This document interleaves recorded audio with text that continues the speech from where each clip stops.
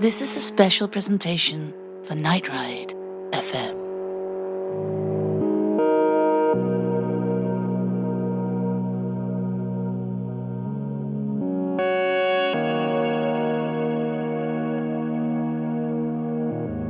Good evening, everyone. My name is Dennis G, and I would like to welcome everyone here to Nightride.fm. We have a very special guest here with us tonight. We have PYLOT in the house. And how you doing, PYLOT? Hello, yeah, I'm very good, thank you. How are you? I'm doing quite well. We got the sound check going, and I do have a tasty beverage here, and I opted for some seltzer water just because I want to keep it clean for tonight, and nice. Stay hydrated. It's got to stay hydrated. Absolutely. It's wet outside though. It's been doing nothing but raining today. It's kind of nasty. Weather here is always terrible as well. It rains all the time. Yeah, that's what I hear, But I mean, in a dystopia, what do you expect? Yeah, well, it comes as part of the package, doesn't it? Yes, it does. Yes, it does. Well, this is great. I'm really glad to have you on as a guest. And yeah, let's go ahead and talk about some synthwave. So you've been making music for a while. I'm sure you are a very seasoned artist, as I think anybody can tell by listening to your music. It's phenomenally good. Thank you. How long have you been doing music? I've been producing probably for about 11 years. Yeah, I mean, it's taken me a long time to sort of develop the skills, but up until that point, I was always, in bands as a practicing musician, playing drums, bass, guitar, singing, just sort of trying to learn as many things as I could, really. And then as soon as I sort of got introduced to the world of producing, it kind of opened my eyes to the possibilities of, being able to just write and record fully fledged songs on my own. That was great. So I've just been doing that for, say, the last 11 years, yeah. I'm guessing that you play most of the instruments on your albums and your EPs, right? Yeah, so everything on every track that I've ever released is all me. Oh, wow. That's really good. I know a lot of producers, they bring on some collaborators and stuff like that, but just having the talent, the raw talent to be able to go and just play all of the instruments. Now, I'm going to totally jump ahead here because honestly, I'm just really excited to talk with you, and I just been blown away by your stuff. So I'm going to jump all over the place, but that's, let's see if we can kind of roll with fine. The bunches here. Let's do it. The drums, are they live? Are they programmed? Is it a mix? So it's a mix. My studio space is quite small at the moment, so I've not got the space to actually be able to record, a live kit or even have like a digital kit. So I've had to sort of get very good at like finger drumming. Okay. So like either using a MIDI controller or something to that nature. So that's sort of a skill I've had to develop over the years because I'm constantly moving about. I'm constantly moving my studio with me, and trying to fit it into all sorts of like stupid size spaces. Yeah, so I've had to sort of shrink my studio into a really tiny form factor. So yeah, I mean, I'd love to do the drums live, but on an actual kit. But for the most part now, I'm either finger drumming or like I'm programming it. It's usually a mix of the two. Well, the funny thing is now, really, the whole trend with all this studio type of stuff is you're really kind of shrinking things down, and your studio goes wherever you go. And I know that I have kind of a small studio, but it's like literally a microphone, a laptop, and I can just kind of pack it up and take it, if I'm going to an event or something like that, it's all there. But finger drumming, I mean, that's got to be a pretty good skill. I mean, yeah, I mean, yeah, I was fortunate because I had like a background in drumming for many years. So, once you understand the patterns and stuff, you kind of have good coordination anyway, if you've learned to play drums. So it's not that hard to transfer it over. But I guess playing in time, using individual fingers for drums instead of, 2 hands and 2 feet, it does take a bit of getting used to, yeah. Yeah, it's just kind of a change of style, but definitely Mm. takes talent, and it's just phenomenal. Like some of the drum kicks and some of the fills that you do, even though some of it might be programmed. I mean, it just has an element to me that it just feels really organic and live. You know? Yeah, that's a good compliment, because that's something like I really strive to achieve, especially because a lot of like electronic music nowadays is it's very sort of it's snapped to the grid. It Right. doesn't really have any swing or any groove. There's no sort of it just feels very rigid. So I like to try and sort of create patterns or fills that kind of deviate from that a little bit. Just to sort of create interest in the music, maybe, and just a bit of differentiation, I guess, from what the sort of norm has become in most electronic music. Yeah, well, your music, it's I would say it's kind of a blend. And in fact, I think the first time I reached out to you was to put one of your songs on my other show, Synthwave on the Fringes, because I always look for that synthwave sound, but just a little bit out of the box where you're doing so much more and just different than your classical synthwave producer. You're doing, your live guitars. I know a lot of synthwave songs have live guitars and everything like that, but just the way that you're Mm, doing it, you're approaching it more from like a live band type of angle, and mm. it sounds just so good that I was just really impressed when I first heard. I'm like, "Oh, I got to get this on my show." I was like so excited that Thank you you. said yes, and it was amazing. But yeah, so you've been in doing music with bands for you said, I guess, around 11 years and producing music. Did you always start off with kind of like that synth wavy type of sound, or is it something that kind of evolved in time? Yeah, well, like when I was younger, like when I was sort of a teenager growing up, I used to be really into like progressive metal and progressive rock. So I really kind of loved all these big like musical sort of 20-minute long songs, whether it be time signature changes like every 2 minutes, and key changes. And the sort of, as I grew up, maybe my taste matured a little bit, and I got into a lot of kind of disco house, funk, a lot of 80s like classic rock records. Yeah, and I think kind of just by like being involved heavily in the industry for so long, you sort of get introduced to other artists, and you sort of vibe off of each other, and your sort of tastes just develop in that way. So the fact that I'm writing synthwave now, it does surprise me when I think about my tastes growing up, but it doesn't surprise me at the same time, because it sort of has a lot of the elements that I've always loved about music, like progressive metal and all those other genres, where the chords and the musicality and stuff, it's just very melodic music, and there's lots of like dynamic changes and key changes and stuff like that, and I'm all for all that. It's definitely showing in your songs, and I think that's the thing. I think that's the defining thing in your music, that you pull those influences from your past and you kind of incorporate that into a synthwave sound, but it's just kind of right out there. It's very progressive. I know another producer by the name of Casper. He kind of does a lot of the same things with. He actually does some covers of some like Right. death metal, like progressive death metal bands, which is just Oh, I see. incredible. But yeah, I mean, I think your sound is very progressive, and I can't get enough of the new EP. It's Thank really you. good. I'm really glad you like it, man. I was super nervous about releasing it, but the reception as a whole seems to be really good. So I'm super happy that people enjoy it. Yeah, yeah, and just the first 2 singles were just phenomenal, and just recently, after discovering the music, I realized that you have a whole lot of stuff going on with the story, the world building, and Mm. honestly, I don't know what's impressing me more at this point, the world building or the music, because some artists are like, okay, well, I'm gonna write a little story and I'm just gonna put a little liner note like, hey, I'm a guy in a Mm. dystopian universe, and cool. Like you're writing novels almost, not Yeah. novels, but like almost like a graphic comic book or something like that, that Mm. users and listeners can just follow along, which I find amazing. Yeah, well, for me, like when I started this project, I'd been involved in a lot of different things in the past.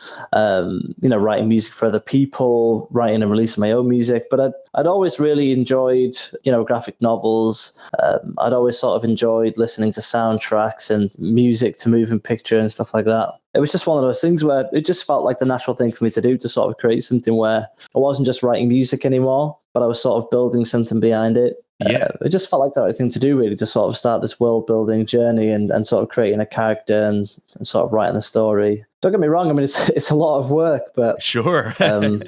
I bet it yeah, is. I mean, I think it pays off because, like, I'm just super proud of what I've been able to create, even though, like, I have sort of plans to really kind of push it and to do other cool stuff. I'm kind of happy with it where it's at the minute and the direction it's going in. Yeah, it's really amazing to read. In fact, I spent the entire trip on my way to work. I'm the type of guy who I have a hard time like sitting down and just reading stuff, but throughout the week I was actually listening to your stuff and I was kind of playing the song, I was reading the story, kind of getting immersed in the world.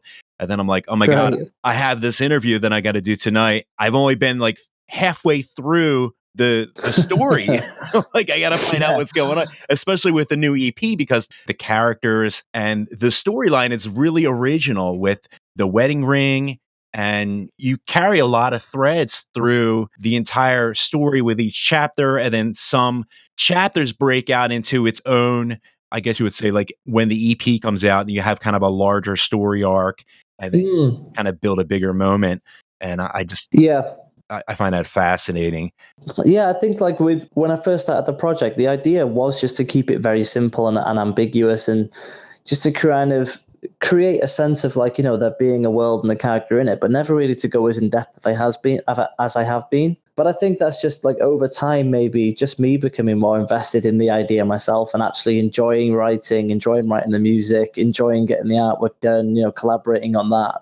And it just got to a point where I found myself naturally wanting to just write more and develop the characters. And PYLOT has been a thing since like 2015.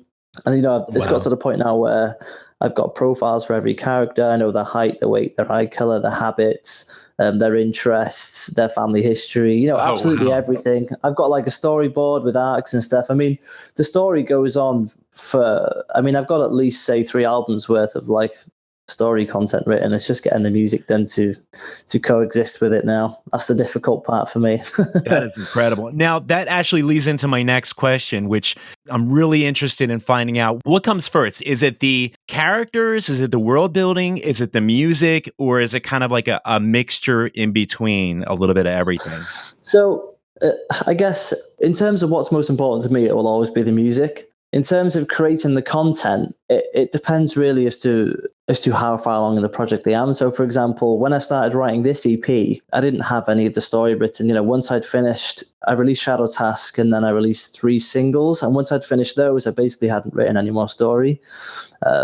So I kind of just pulled together a bunch of inspiration, from different films and comics and different songs and stuff like that. I kind of just vibed with it and thought, right, okay, I'll get some chords together. I'll start writing some ideas down for the story and we'll just see where it goes. And I kind of build them both simultaneously. Oh, wow.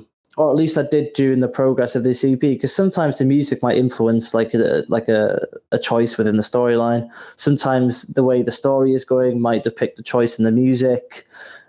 Because they have to coexist and it has to make sense within context of one another. So, like when you're reading the story and listen to the music, you have to feel like it fits, almost like a soundtrack. You know what I mean? Yeah, and it really does. And a lot of the music that I listen to that has, let's say, comic book elements to it, some of it is really just, I'm going to write some songs and then I'm going to write a story and then just kind of mash them together and that's the story. But it feels like your music is a little bit more closely tied to the story. In fact, the lyrics, I was just listening to the lyrics to the new EP and the lyrics are just right on point with the story cues. And I was just really impressed with how you kind of tied everything from the music to the dramatic rhythms and the beats and everything like that to the lyrics to kind of fit everything that you're telling with the actual story. Yeah, thank you. That's a huge compliment, because like I really try hard to sort of try and nail that, at least to the best of what I think it should be. So when other people kind of agree and enjoy it, that's really nice to hear. Yeah, definitely, definitely. And what I was really going to say earlier is just right from the beginning of the story. Now, perhaps I'm reading way too much into this, but it seems like when I'm listening to the story and I'm listening to the lyrics and everything like that, I find that a lot of the concepts, like the who is Pilot, why am I here, where am I going, who is Rico, to me it just feels like metaphors for just life itself. You know, you find yourself at a specific moment in time and you're like, well, gee, how did I get here? It's almost like a Mm. Talking Heads kind of song. Do you find that some of the stuff that you write, even though you're writing as the character, do you find that you kind of put a little bit of yourself in that particular story, or am I just kind of going crazy here? No. I think that's spot on. I mean, in some cases, obviously, I'm just thinking of ideas and writing them with no real relevance to, say, my own experiences. But some of the stuff that I write about and some of my influences definitely come from like things that have happened in my life, or like the way I'm feeling or the way I've felt in the past about certain things. Definitely. I'm trying to think of a good example. Because I'm just full of things in my head that I'm thinking of. Yep, that's me. Yeah, You know, why yeah, why for am I sure. here? What did I do? Why do I have this thing in my hand and in my Mm. pocket? Why are these people chasing me? Well, it's been a while since I've been chased by strangers, but Yeah, I mean, I think like in terms of like lyrics and stuff like that. I mean, I try to just put myself in the position of like the characters. So I guess because I've been writing the story for so long and I'm so like deeply invested in the characters, and I know a lot that like the audience doesn't know yet about them. Just right. allows me to sort of, I guess, put myself in character and just think, right, how would they feel in this situation, or whatever. And it just helps me kind of write the music and the lyrics that way. Yeah, yeah, sure. I mean, that's definitely the funnest part about it is just jumping in the character. And as the listener, you can kind of do the same thing. You jump in and Yeah. it's very immersive where you can just kind of Mm. slide into the storyline, and when you read it and you listen to the music, it just really takes you on that adventure that really should be a graphic novel. You got to get to work on that. Well, it's funny you should say that because, well, yeah, I've been talking to a couple of people just Oh, yesterday. Um, it's something I could definitely want to do because the guy that does my artwork for me, Mikey Kovlev, his name is. He's an absolutely fantastic artist. it's beautiful. Um, yeah, I mean, it's stunning. It's really lovely. I've been wanting to kind of, especially with the story aspect, because now there's a lot of dialogue happening between the characters as the story is progressing. I feel like it can maybe, especially because of my writing style, I don't consider myself to be a very good writer at all. And I feel like it might be difficult for people sometimes to kind of fully grasp what's happening. I feel like having a graphic novel style, just to perhaps show like the dialogue between the different characters, would help, I guess, sell the story to them easier and make it easier for them to understand. Plus, I mean, it would look awesome at the same time. It would I look mean, that's why I badass. want to do it. Yeah, it would be absolutely amazing. Like, I would love to do that. So, yeah, I'm in talks with some people like at the minute to see if we can sort something out. So we'll just have to see what happens with that. But Oh. hopefully, we can get something together. Kickstarter. Yeah, why not? Kickstarter, Well, why you could not? put that. I'm sure you could put that right on Fix Neon store, and I'm sure Mm, you'll sell a lot of copies. How is it over there yeah, with Fix Neon? I know Kevin; he's an excellent, amazing guy, and I yeah, know for that sure. you just recently joined up with them on what February 14th. Is that right? Yes, yeah. I think that was the release date of the first single from the EP. Great, great. How does it feel to kind of be with a new company and everything like that? Yeah, it's great. The I was releasing independently before that. Well, the three songs prior to this EP were independent. Before that, I was releasing tracks through Monster Cat. It's been a really nice sort of transition because I feel like Monster Cat was good for my career and it was a good stepping stone. But I feel like synthwave, although it's a big niche, it's still a niche. And labels like Fixed and Fixed Neon, they understand that niche well. They have a fan base of people who love this kind of genre, and they have a lot of knowledge and they have a large network, and they're just great people to work with. They really understand my project, my vision, the ideas I have, and they're fully behind everything, which is one of the sort of the pivotal sort of factors for me when deciding what I should do, whether to release independently or with them. And they just seem so interested and invested in my ideas and sort of just bringing everything that I had in my head they sound like they are a very good family. They sound like they got your back, and yeah, so far, I mean, For they've been sure. great. They're even sending me a couple T-shirts, which I cannot Nice. wait to wear. Yeah, you need to take a selfie and tag me on Instagram or something. Oh, when I I'll get when definitely I give get the it a like. T-shirt, I'm gonna have it all over social media. Yeah, I'm a social media nice. junkie, but I do. I love products like that. That to me, it's either vinyl or a T-shirt, just something tangible. CDs anymore just aren't really a thing that I'm really down with anymore. But I'm sure there's a Yeah. lot of people that collect CDs, but it's kind of weird. CDs are just kind of like the antiquated thing, and everyone's going back Mm, to like tapes and vinyl, but yeah. they love Yeah. the vintage and they love that organic feel, especially when Mm, you're doing organic type of music, which I would say synthwave, even though it is an electronic music, it's just very based in organic groundwork, substance yeah. and everything like that, which is what I think a lot of people really find interesting about it. It feels Mm, it feels nostalgic, it feels tangible, and it yeah. it feels really good and relaxed. In the community, Mm, I've never found another community my entire life before I found the synthwave community. It's the most craziest thing that I've ever seen. I mean, I've seen synthwave DJs where, they had a really bad disaster and, they lost their $1,000 controller, and mm, the entire community just gets together and gets them a new controller yeah. just because they're tight like that. I'm just like, this is unbelievable. Yeah, man. Any other group of people will be like, screw you. you know? Yeah, that's one thing I can attest to is like all the community of like producers and fans and everyone. I mean, it's a really close knit sort of community of people. It's really great. It is. I feel like they would walk over hot coals for somebody. And that just to Yeah. me is just Mm, it's very important to me because just having that community. Let's go back to the music again because I want to kind of keep the focus on the music and just for the sure. cool stuff that you're doing. So you're basically you're doing the drum work, finger drumming. Hmm. We'll count that. The Yeah, programming and yeah. everything like that. I know Mm, you're shredding on the guitar.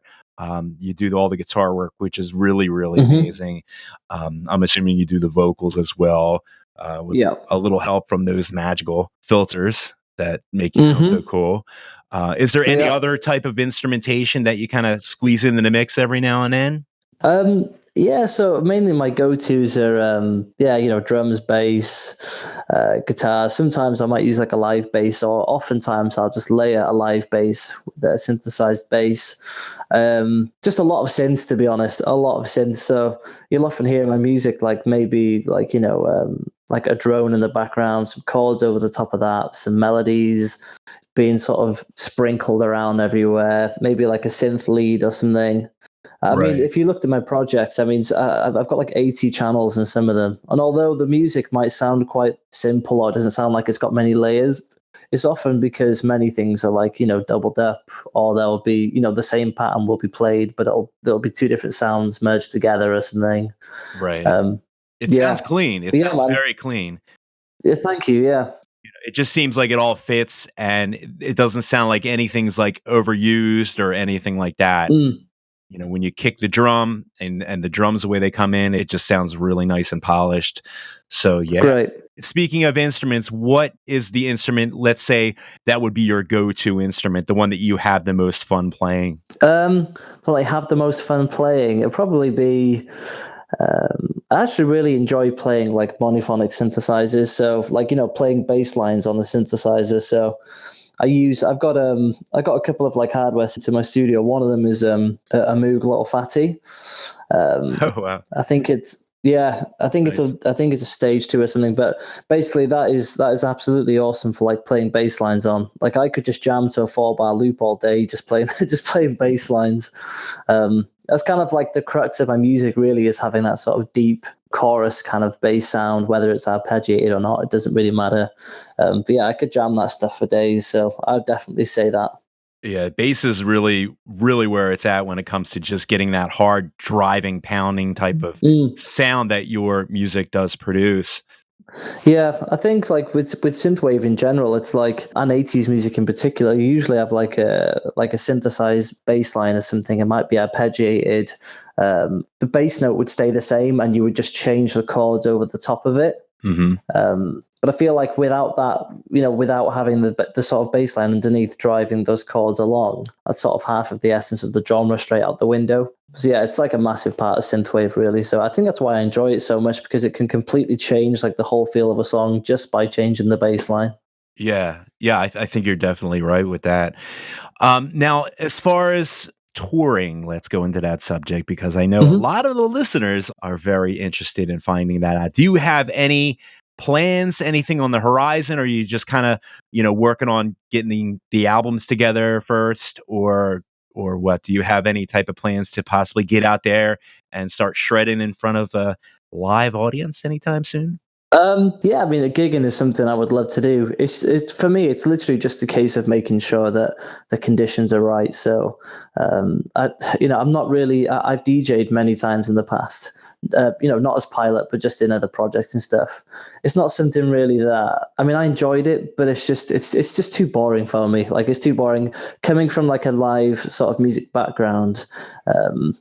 No discredit to anyone that does do it. It takes talent and skill, but Right. it just didn't. I didn't enjoy it. I'd much rather sort of be playing an instrument, playing a synthesizer, or just doing more things to sort of kind of make music on the fly. Or the difficult thing really with sort of trying to recreate this style of music live is to get the same kind of production quality. Right. Uh, because Completely if you're on a agree. studio, you can write, mix and master, and it's all said and done. But if you're playing it live, there's certain elements that just can't be reproduced.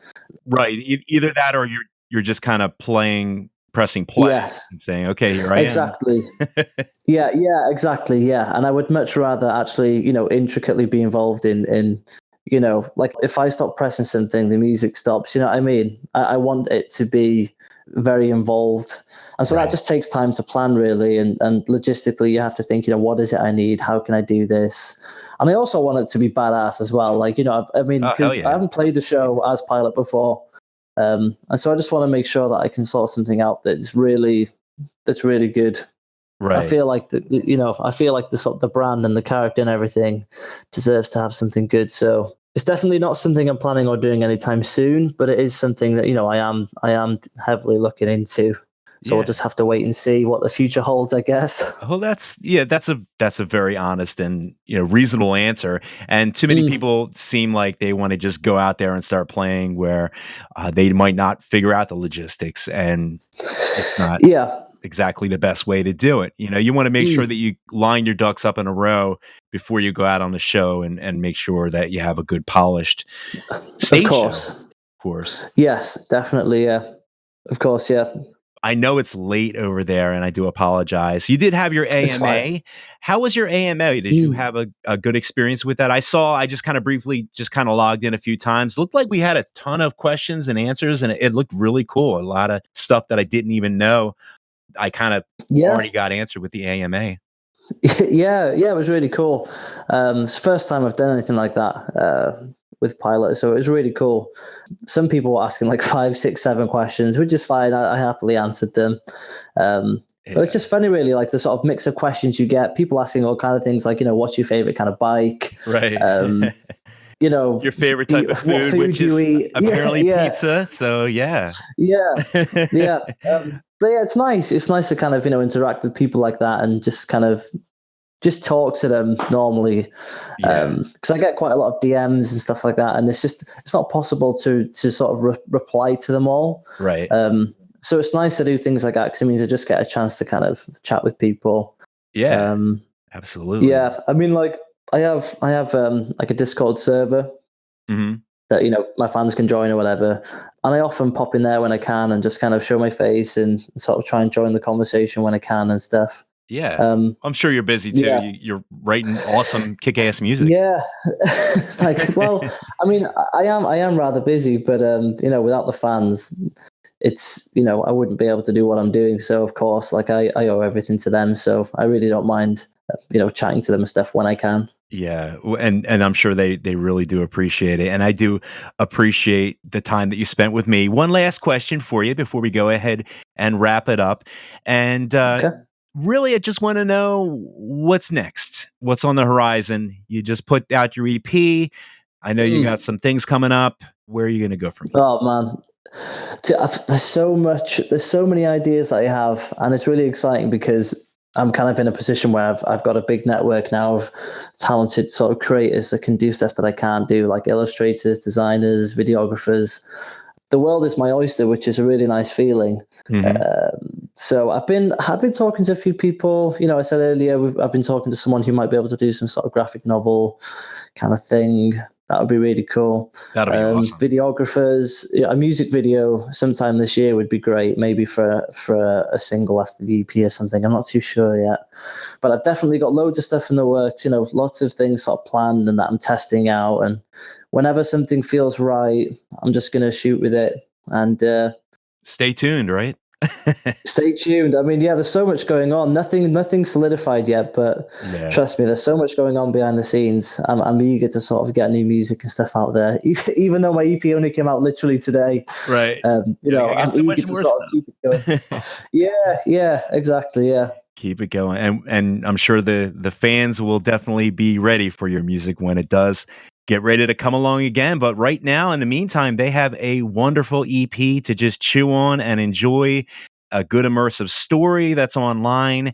And what is the website that they can go to if they would like to get immersed in the story part?